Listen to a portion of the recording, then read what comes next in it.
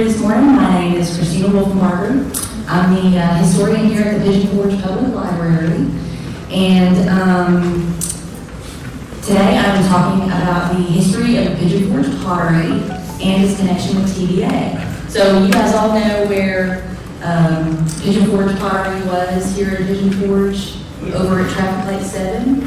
All our traffic lights, in case you're not from here, have numbers on them, which is very helpful. So traffic light 7 is the old mill area of Pigeon Forge, which has kind of been the central area for a long time in the city. So it is now Pigeon River Pottery. However, the building is the same, and so it's still a wonderful place to visit if you get a chance to go over there. But it is Pigeon River Pottery, and I'm talking about Pigeon Forge Pottery and how that difference happened. I'm naturally a lover of art, so I like to look for the for the local craftsmen wherever I go, on vacation or to visit. And I feel like Pigeon Forge is very lucky to have had a successful workshop and retail space for such a creative potter like that. I mean, it's hard to make a living in the arts, no matter who you are. And it has been a successful business and provided creative work and employees since 1946. So it's been a quite long time. But what I think most people don't know is the early story of Pigeon Forge Pottery and its connection to TVA, which stands for the Tennessee Valley Authority, if you're not from the South. That's a very large hydroelectric power providing company. But it kind of seems weird, doesn't it? Having TVA creating hydroelectric power for several different states, and you're like, what does that have to do with pottery? In the 30s, part of President Roosevelt's New Deal was a multifaceted approach to try to bring the country out of the Depression. And one idea was to help the people living in the TVA region use their natural resources to create industry, thus creating jobs and products that they would put, out into hopefully the national scene and really try to boost jobs. And this was a very economically depressed rural area. But we didn't have a lot of things, we didn't have a lot of money, but what we did have a lot of was clay. I don't know if anybody's tried to dig around here, but y'all know we got clay. Tennessee and Western North Carolina had an abundance of kaolin. The chairman of TVA at the time, Arthur Morgan, thought the answer might be the kaolin, and that might fulfill the president's mandate of trying to use our natural resources to create a new economy in the area. It's a soft, fine white clay made from decomposing feldspar with many different uses. Kaolin was in short supply in America, but abundant in Asia and Europe, which is where most of our fine porcelain was coming from. Chairman Morgan thought this could be a great new industry in the Tennessee Valley, and you can see here its many, many different uses. Chairman Morgan had numerous reports done by his engineers which came back as very promising. So he asked a porcelain expert with experience in the Polish ceramics industry named Robert Gould to come to East Tennessee and open an experimental ceramics lab. It was decided the lab would be in the Norris Dam area with Mr. Gould hired as the chief ceramics engineer. The goal was to use the kaolin to make fine porcelain that had an excellent color, which when fired, thus establishing a whole new industry here in East Tennessee. Gould began experimenting with refining techniques and firing kaolin with electric kilns. I mean, after all, TVA was already here starting to provide the electricity, so they had that part. Norris was going to be the first TVA hydroelectric generation plant, and they called it Norris Dam. So it was decided that Norris should be the site of a ceramics experimental lab. With all this new innovation and experimentation came the necessity for a lot of workers, 2,100 to be exact. That's bigger than some towns, but a town is exactly what was needed. The CCC camp's housing was temporary. The CCC was the Civilian Conservation Corps, which was another program of President Roosevelt's greatly impacted this area as well. But their housing was really considered temporary housing, and it was just mostly big tents. But with this being a permanent construction site, the dam that would be finished at the end, they were going to need more substantial housing because this operation was going to continue after its construction. So they really needed something much more permanent. You can see the planning of the town was really meant to allow it to be almost self-sufficient. They had a doctor's office, grocery stores, banks, and a post office. The ceramics lab even made dishes for the employees, so they really were very, very self-sufficient.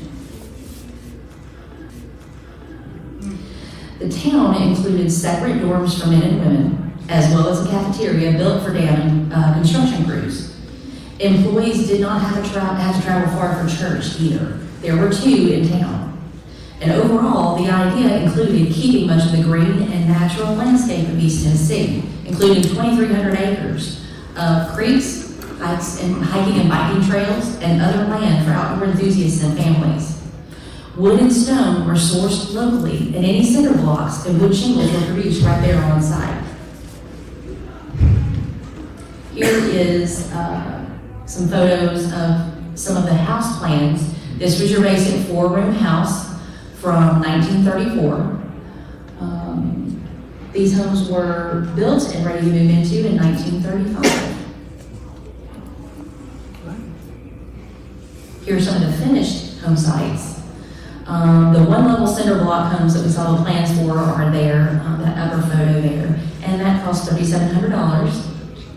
And then the 8-room wood frame houses sold for $14,000. It's probably not a bargain to them, but it seems like quite a bargain today for sure. This photo is from the Baltimore Sun archives. You can see where they have cropped it for the newspaper. It's an unidentified potter in the Norris Experimental Ceramics Lab. And here's the caption. Molding the base in the TVA's Experimental Ceramic Lab at Norris, Tennessee. The slip, or liquid clay, is poured into the plaster of Paris mold. The porous mold absorbs the moisture from the clay and adheres to the inside surface of the molds, leaving the film of partially dry clay still stuck to the inside walls. When the 2 halves of the mold are separated, such as he's doing here, the film of dry clay remains intact and can be taken out. TVA's experiments in producing high-grade dinnerware from all-American materials are having a very successful run. So this was in July of 1938.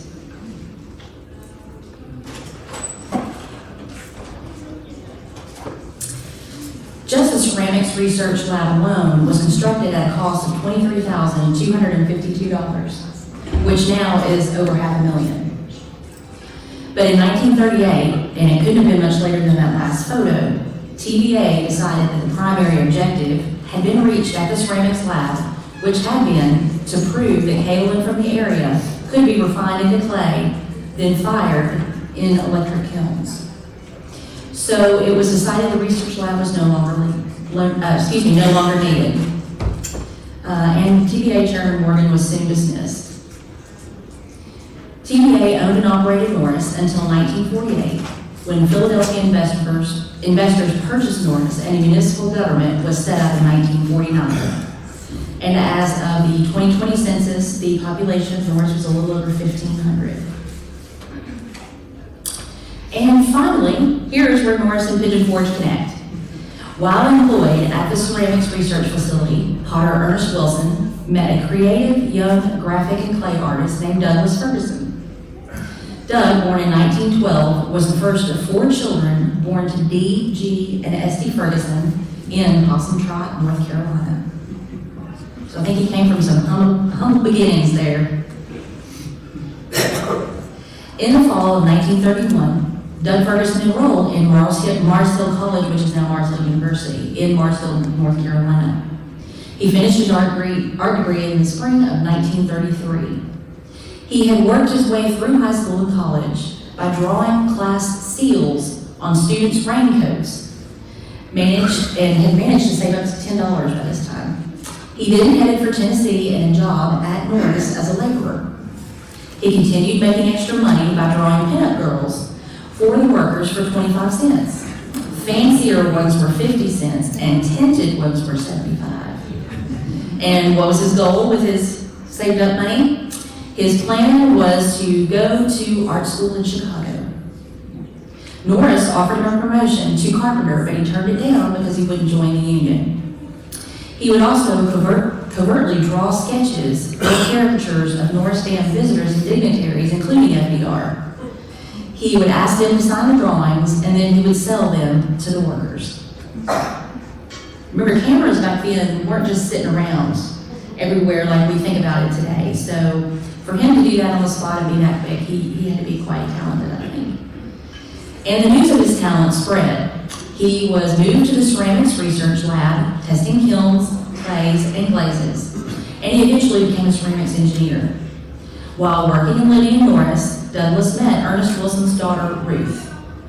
Ernest was a fourth-generation potter from England. Ruth and Doug were a natural match with their love of art and ceramics. They wed on September 14, 1936. But back to the pottery. Ernest, while working at Norris, had watched dirt daughters building nests. And one day, he decided to follow the wasps and collect the nest. This is a graphic by Doug Ferguson explaining how this type of dirt daughter, appropriately called a potter wasp, actually makes its nest, lays its eggs inside, grabs another bug, stuffs that bug in there, seals it up, and then the eggs hatch, and the little baby wasps have something to eat inside that little pot with a sealed lid when they come out. It really isn't a surprise that coming from such an innovative background as the Norris Ceramics Lab, these creative people would put their heads together and come up with a great business plan for a pottery business. It took 11 years to save up enough money to open their business. To help save, Doug and Ruth lived with another couple. They grew a lot of their own food. They even hunted bears for meat. They raised chickens, sold the eggs, and raised bees. Doug and Ruth found an old tobacco barn in Pigeon Forge across from the old mill that had space enough for their business on the first floor and living space on the second floor. The Fergusons, who were still on a budget, designed and built their own kilns, dug up, tested, and mixed their own clay from the Connor Heights area of Pigeon Forge and created their own molds. So the Connor Heights area, again back to the numbered traffic lights, is down at traffic light 10 or the south end of town right before you go onto the spur to Gallenberg. So that area back in there is where he was finding this excellent clay that he could fire. The red clay that they discovered in that area, they named Pigeon Red. So start to finish, it was 100% theirs. Here is one of the first Pigeon Forge Pottery brochures, around 47, 48. Ruth's dad, Ernest, was an integral part of getting the business off the ground and working as one of the artists. The Fergusons made sure the designs they created reflected the local flora and fauna. A sugar and cream teapot set with hand-painted dogwoods were the first designs. The pottery business continued to expand, and the Fergusons began to hire and train local residents as businesses grew and the need for help increased. The see-it-made type craftsman, or the see-it-made craftsman type of tourism had already been happening in Gatlinburg for years. All the local craftsmen in general all had their businesses making their crafts down the parkway, so you could just walk from shop to shop and see people making their different crafts. And it was working in Gatlinburg very well, so he thought, why not do this in pottery? So the addition of a horse, that was very popular. People loved to come in and watch them work on the wheel. The addition of a horse out front named Cyclone Jim, grinding clay, was also a popular draw. Cyclone Jim even had his own fans and inspired poetry. So this is a little poem written by Alice Noble in 1955, and it says, "His feet upon the way, steady and strong his muscles play. He treads the circle of his day, the perfect artist grinding clay." Jim, Cycling Jim now has a moonshine named after him. Just he lives on. Even as more employees were hired and molds helped speed up the creation of the undecorated pottery pieces, the potters continued to hand paint each piece. Some glazed the pieces, some added the handles, and some painted them. A natural result of the many hands that touched each piece led to different styles emerging. Here are some more of the longtime employees: Beryl Campbell, Pearl Campbell, Eileen Blaylock, Harold Schultz, Ara Fox, Ruth Quarles, and Luna Myers. And you can see in the bottom picture the way each artist would hand paint the pieces at their stations there. So he really had quite a little, sort of a factory, just not automated. And here, I think, putting these photos all together, you can really see the individuality of the potters and the different dogwoods that were painted on various forms. Which dog would you all like? Yeah, you can see all the differences. And the leaves, even the leaves are different. The placement of the leaves are different. Some have one over here, some have two next to each other. So it was very, very individualized. Most potters have a philosophy of whether they want their art to be functional or purely artistic and beautiful to look at. As hands-on as the Fergusons were, it's not surprising they started with functional pieces that people would use every day: the cream and sugar sets, jelly pots, teapots, pitchers, cups, and mugs. They continued to expand their inventory from functional daily pieces to include decorative ones as well. While they still reflected the natural environment around them, they also realized their target audience were tourists. So they added black bears in several sizes and poses, which were very popular. They also added mice, groundhogs, squirrels, various birds, foxes, and owls, just to name a few. These pieces are, in this slide here, are all from our collection at the library. And it's hard to tell the scale from these photos. For example, the eagle is almost as big as the bear he's working on. So it's a couple of feet high there. The small blue wren is just a few inches high. The turtle is about the size of your palm. And the owl on top is a glaze called a crater or lava glaze, another popular collectible. Over the years, collectors have continued to look for this pottery, and they collect it in different ways and for different reasons. Sometimes they have a particular potter that they like that work. So you can see here that there are different signatures on the bottom. As you can see on that pink piece, I've noted the 1, 2, 3, 4, 5. When he first started, they would put a stamp on the bottom, and that's called a 5-line stamp. So it would have V was the first line, Pigeon Forge, second line, and so on. And that denotes one of the earlier pieces. But here we have pieces signed by H. Schultz, E. Owenby, A. Husky, E. Wilson, which was Ernest, of course, and D. Ferguson. And Doug signed his name in a lot of different ways. There was Douglas Ferguson, all spelled out, D. Ferguson, D.F., just a lot of different ways. There were also pieces that were special commissions to memorialize an important event or even to share the time the Fergusons and Wilsons were at TVA. Excuse me. Here's a plate with Fontana Dam hand-painted on it by D.F. with copyright 1948 on the back. So this is in our collection as well, and feel like it's probably our oldest piece that we have because it's very early. There were other pieces in this plate with the blue drawings beside the Norris Dam, beside Fontana, which included Norris Dam and Mount LeConte plate as well. The picture commemorated the 200th anniversary of the founding of UT as Blount College in 1794. In the 60s, a new gas-fired kiln was added to handle the increased business. As the pottery gained popularity, that whole area of Pigeon Forge began to grow. The old mill was already there, of course, because it was built in 1830. But it had been a centerpiece of the town since its early days of forging iron ore, grinding corn, and providing electricity. So the location for the pottery was ideal in that area had already been considered kind of the heart of Pigeon Forge. already about like 100 years. Then, in November 1957, disaster struck with a fire that burned the entire barn to the ground. And don't forget, the Fergusons also lived there. So, I mean, they lost their business, their personal belongings, everything. Thankfully, nobody was hurt. But there was no way to save this 100-year-old tobacco barn. Local residents, customers, and businesses were very upset by the loss.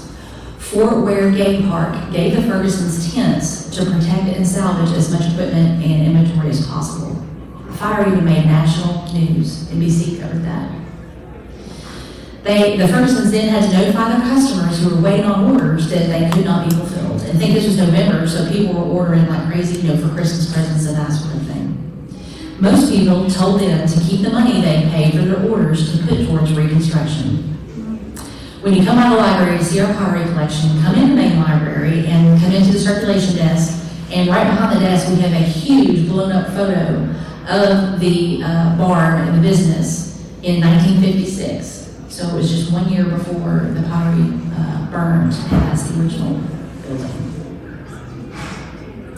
But as industrious as the Fergusons were, they were never ones to rest on their laurels, and they immediately began plans for reconstruction. The fire was in November of 57, and these photos were in January of 58. But one major change that the Fergusons did make was that they separated their home from their business. The new home was built at an L kind of to the pottery workshop and store, and now it's the Pottery House Cafe, which has really good food. If y'all haven't been there. Next to the current pottery shop. So it was a very smart thing to separate his business and home. And the building is just beautiful. I mean, every time I go there, that's, besides good food, I just love to imagine what it must have been like to be able to live in that building right there.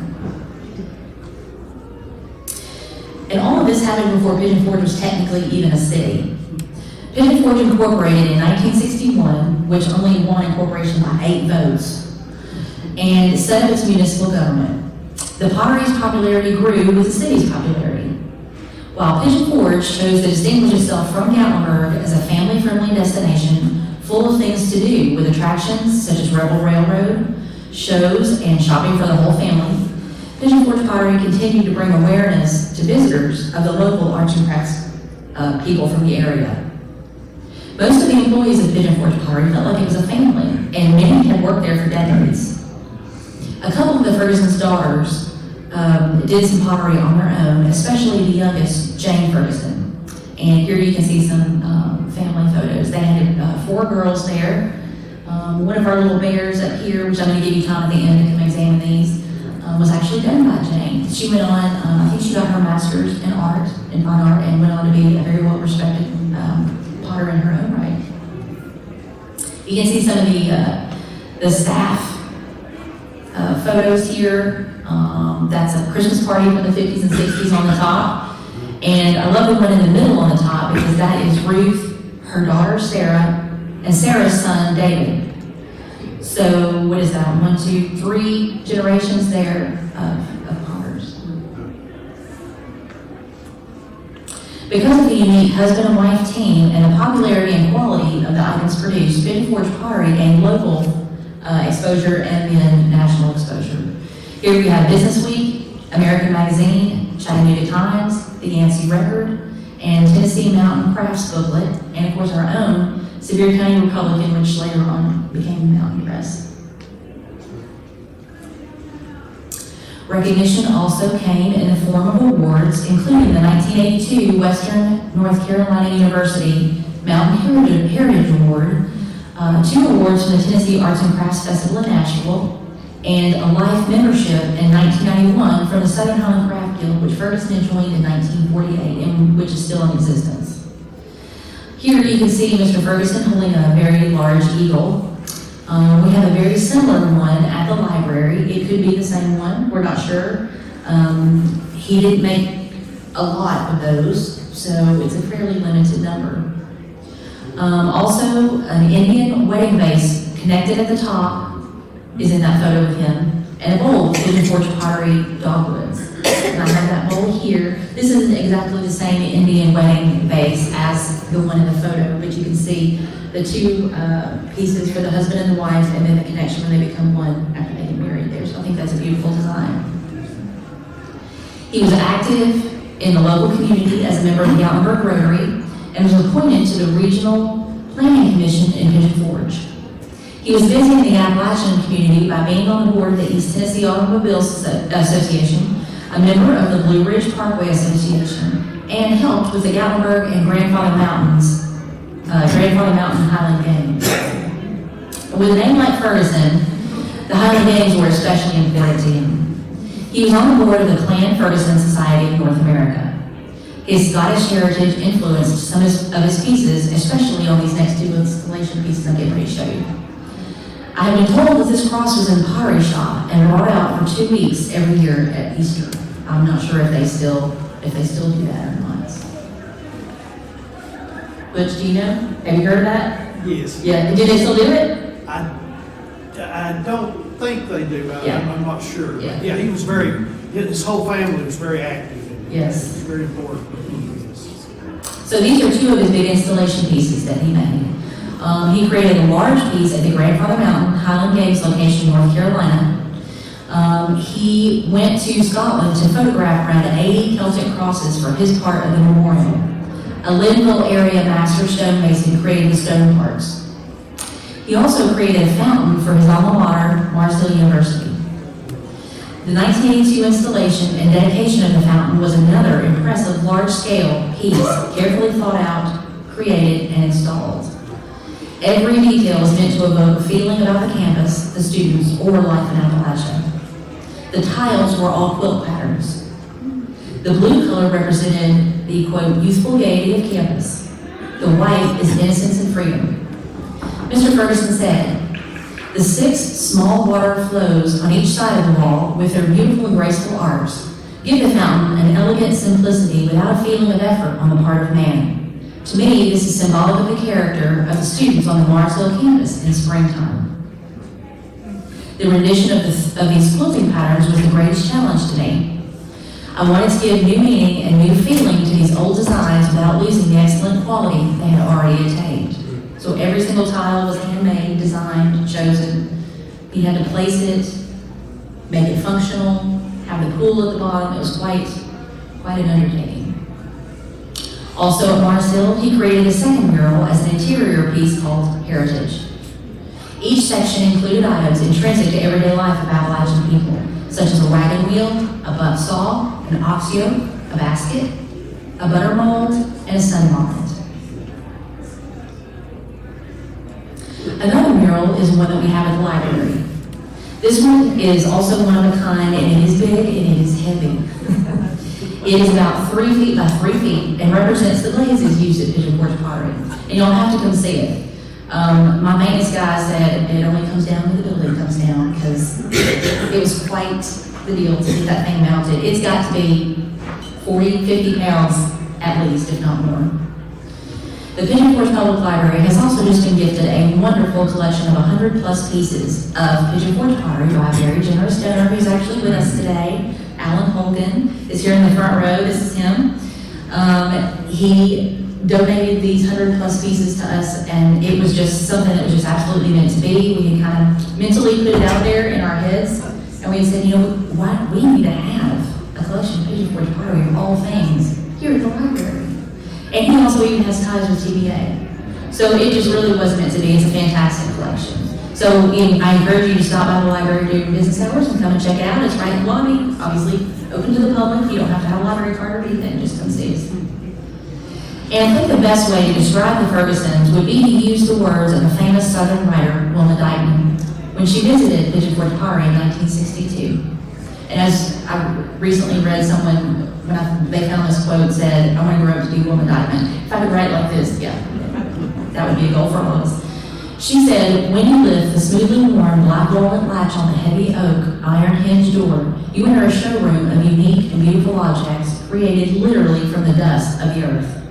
And in adjoining rooms, you can watch the transformation from clay to collector's item if you wish.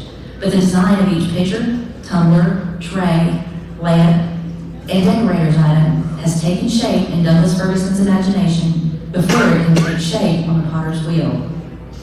And there are few in these mountains who have wedded the traditional and the modern so successfully. Old designs find new functions in his creations. The past is kept alive in the beauty of the present. There are, for instance, the lovely old butter molds Ferguson has collected and used as designs in making ashtrays, coffee tables, and serving plates. The wheat and snowflake, dandelion and oak that our grandparents once pressed into freshly turned butter are now preserved in beautifully glazed clay. Douglas Ferguson passed away at the age of 86 in 1999. Ruth continued the pottery until she sold it in 2000. At that point is when it became Pigeon River Pottery and has carried on the workshop and retail space. Ruth lived until 2010 and passed at the age of 92. 2 of the 4 Ferguson daughters have passed as well. Although the molds were broken by the Fergusons, many of the Pigeon Forge Pottery pieces live on through collectors who love the history and spirit behind the pottery as well as the quality of the work produced. So what became Pigeon Forge Pottery and a staple of Pigeon Forge itself started as an idea from 2 innovative men working at TVA and one dedicated, talented woman. They were the epitome of resourcefulness, creativity, and hard work. The Fergusons drew on their love of art, their fondness of the Pigeon Forge area and Appalachian heritage to create a lasting tribute to the craftspeople of this region and their art. The pottery literally helped mold Pigeon Forge into the vacation destination it is now grown to be, even before Pigeon Forge was Pigeon Forge. So thank you all for coming today. I thought we were going to be in a smaller room and I was just going to pass these out. But you're welcome to come up and view these, touch these. I felt like, they wanted that. They created these wonderful textures and glazes and shapes, and as I mentioned to collectors before, they collect a certain potter they may like, they collect a certain color, they may collect a glaze that they like, or maybe just the animals. So it has a little bit of something for everybody in their collections, and a couple of us have started our own personal collections that are kind of small. And online, there is a Pigeon Forge Pottery Collectors Group, which is free to join. It's just a little place where we all kind of collect. We've had a couple meetings here in Pigeon Forge in the last few years, and we're hoping that this year maybe the library is actually going to host that event. We're hoping maybe for August. Also, if anybody becomes interested at any point, you can reach out to me, or you can reach out to the author of this book. He's one of the founders of the group, and he has written a book about different aspects of Pigeon Forge pottery, including, like we talked about, the signatures, the glazes, the shapes, and he does sell copies of his book. So if you have a library card with us and you're over looking at the other wonderful pieces, we also have this book that you can look at, or reach out to me and I can get you his contact information if you're interested in it. It's very comprehensive. He talks about a few other potters in the area, not just Pigeon Forge pottery, like Elwine and Bowie pottery and some other locals like that. But he's very dedicated, a lot of research went into this. So I appreciate y'all coming today and come up and take a look. Thank you. And if you have any questions, of course, feel free to ask.